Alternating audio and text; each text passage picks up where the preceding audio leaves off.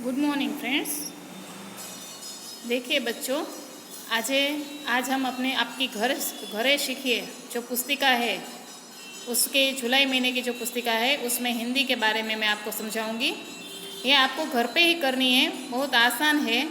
और सारे पाठ जो हमने चलाए हैं, पाठ 1 और 2, उसके आधार पर ही है। पर फिर भी एक बार मार्गदर्शन के लिए मैं ये वीडियो बना के आपको भेजती हूँ ताकि आप आसानी से ये पुस्तिका कर सके। बराबर, चलिए तो देखते हैं। देखिए, पहला जो हमने इसमें दिया गया है हिंदी में, पहला पाठ है समझदार नन्ही का। बराबर, आपकी पाठ्य पुस्तक में तीसरा पाठ है, पर ये जुलाई महीने की पुस्तिका है। जुलाई महीने में का ये पहला पाठ है, समझदार नन्ही। बराबर, आपने यह पाठ अच्छी तरह से पढ़ा है, सुना है। अब देखिए इसमें क्या करना है। लिखा है कि बच्चों अपने हिंदी की पुस्तक में समझदार नन्ही पाठ क्रमांक 3 की कहानी पढ़ो। बराबर, जो आपने पढ़ी ही होगी, मैं हमारे वीडियो से आपने सीखी भी होगी। अब समझदार नन्ही की तरह आप भी कहानी समझ चुके होगे। जैसे नन्ही समझदार है तो आप भी समझदार हो, तो आप कहानी समझ चुके होगे। तो नीचे इस कहानी के कुछ अंश दिए गए हैं, बराबर, पॉइंट्स दिए गए हैं। इनकी मदद से और पुस्तक की कहानी की नकल किए बिना आप अपने शब्दों में ये कहानी लिखें, किंतु स्मरण रहे कि कहानी का सार बदलना नहीं चाहिए।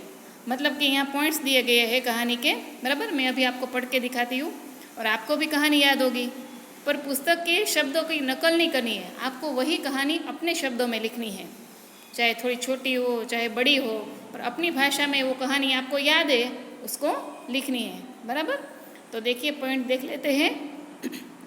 नन्ही, बिच्छू।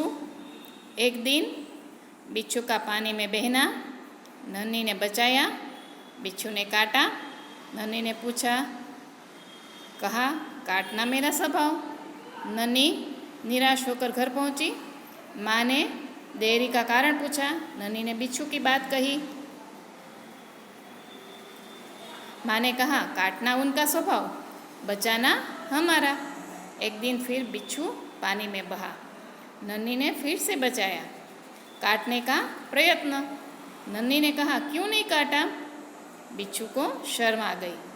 नन्ही ने कहा बिना कारण किसी को मत काटना।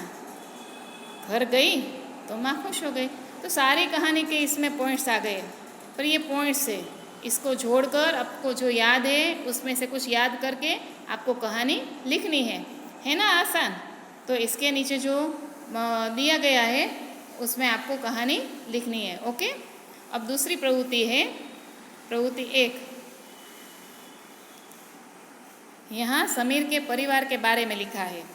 समीर नाम का एक लड़का है, उसके परिवार के बारे में। बराबर, देखिए मैं पढ़ती हूँ, आप सुनना। समीर 6ठी कक्षा में पढ़ता है।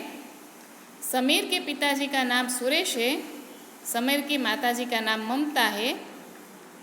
समीर की बड़ी बहन है कानल समीर की बड़ी बहन है। कानल 8वीं कक्षा में पढ़ती है। समीर और कानल दोनों साथ पाठशाला जाते हैं। कल समीर पाठशाला नहीं जा पाया। समीर की शिक्षिका सुलोचना मैडम ने दूसरे दिन समीर से पूछा, समीर शाला में क्यों नहीं आया था। समीर ने बताया कि वो अपने पिताजी के साथ कल अस्पताल गया था। सुलोचना मैडम ने पूछा, क्यों गए थे, घर पे सब ठीक तो है ना। समीर ने कहा, हाँ, समीर के पिताजी कल रक्तदान के लिए अस्पताल गए थे और समीर भी पिताजी के साथ गया था। ये सुनकर सुलोचना मैडम खुश हो गई। देखिए, ये आपके समीर के बारे में जो पूरा पैराग्राफ आया मैंने पढ़ा, आपको समझ में आ गया होगा। बराबर, आसान है समझना। तो अब विचारिए आपको क्या करना है। देखिए आपके लिए क्या काम है। आपको विचारना है कि आप समीर है, समीर बन के यही किस्सा आप प्रस्तुत करेंगे तो कैसे लिखते हैं। तो नीचे ये जगह जो दी गई है उसमें ये लिखिए। जैसे शुरुआत इन लोगों ने बताया है, इसमें लिख के पहला वाक्य कि मेरा नाम समीर है, मैं 6ठी कक्षा में पढ़ता हूँ।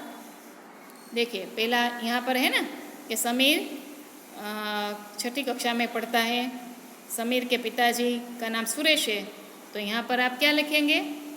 बराबर, मेरे पिताजी का नाम सुरेश है।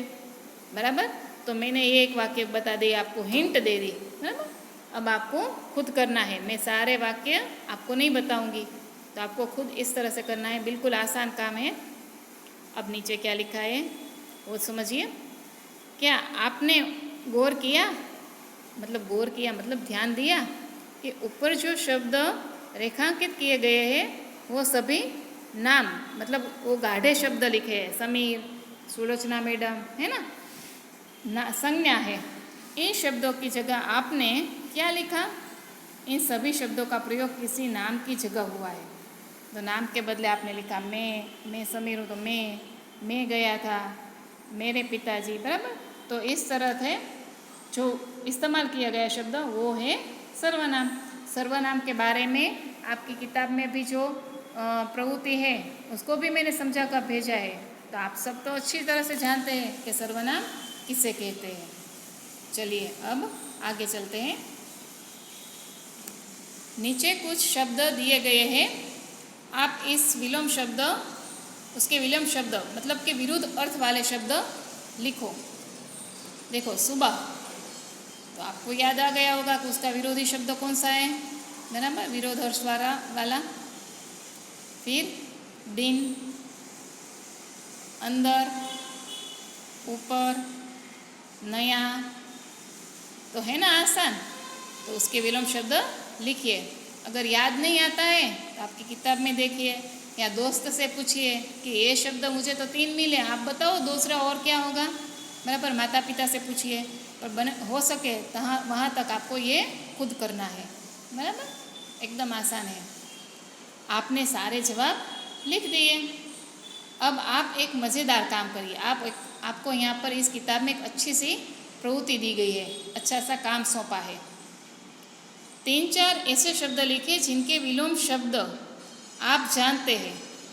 बराबर, आपको पता है, खुद शब्द ही खुद लिखने हैं और उसके विलोम शब्द भी आपको पता होना चाहिए, जैसा कि ऊंचा तो नीचा, बड़ा तो छोटा। ये मैंने 2 एग्जाम्पल दिए। इस तरह से आप कोई भी ढूंढ निकालिए, आपको कई शब्द आते होंगे कि जिसका विरोधी शब्द आपको आता है। बराबर, ऐसे शब्द इधर लिखने हैं यहाँ पर। बराबर, ये 5 जो जगह दी गई 5 शब्दों की, तो शब्द और उसका विलोम शब्द लिखना है। फिर आपको क्या करना है, आगे किया है कि क्या आपके परिवार जन भी ये जानते हैं, आपको पता लगाना है। मतलब आपके पिताजी, माताजी और भाई बहन जो भी है घर में, उनसे पूछिए। यदि हाँ तो उनसे पूछे फिर लिखे, यदि ना तो उन्हें भी आप सिखाइए फिर लिखे। मतलब पहले शब्द लिखना है, आपको विलोम शब्द पता है। जैसे कि मैं आपको समझाती हूँ कि आपने लिखा काला शब्द, तो आपको पता है कि उसका विलोम शब्द होता है सफ़ेद। आपको पूछना है माता पिता, भाई बहन सबको पता है कि नहीं। अगर नहीं है तो आपको कहना है कि पिताजी, भैया या छोटा भाई, तो उसको कहना है कि काला का विरोधी शब्द होता है सफ़ेद। फिर इसका विरोधी शब्द इधर लिखना है। समझ में आ गया ना? तो इस तरह से 5 शब्दों का आपको इस तरह से करना है और मुझे आपको बताना है, यहाँ पास में लिख देना कि ये शब्द मेरे पापा को आता था या नहीं आता था, ये सब आपको लिख देना, या मुझे मैसेज करके बताना कि मैंने ये शब्द लिखे और ढूंढे और मेरे माता पिता को इतने शब्द पता थे और भाई बहन को पता थे और ये नहीं पता था तो मैंने सिखाया। बराबर, तो इसमें आपको टीचर बनना है। बराबर, समझ में आ गया? अब देखिए ये लास्ट पेज में इसलिए दिखा रही हूँ कि जो कहानी आपको लिखनी है इसकी जगह है समझदार नन्ही वाली कहानी हमने देखी ना, तो उसको आपके अपने शब्दों में ये कहानी इधर लिखनी है। पॉइंट्स भी, मुद्दा भी दिया गया है, इसलिए बिल्कुल आसान है। चलिए तो हो जाए रेडी और फटाफट कर डालिए जुलाई महीने का ये काम। चलिए आओ जो, बाय।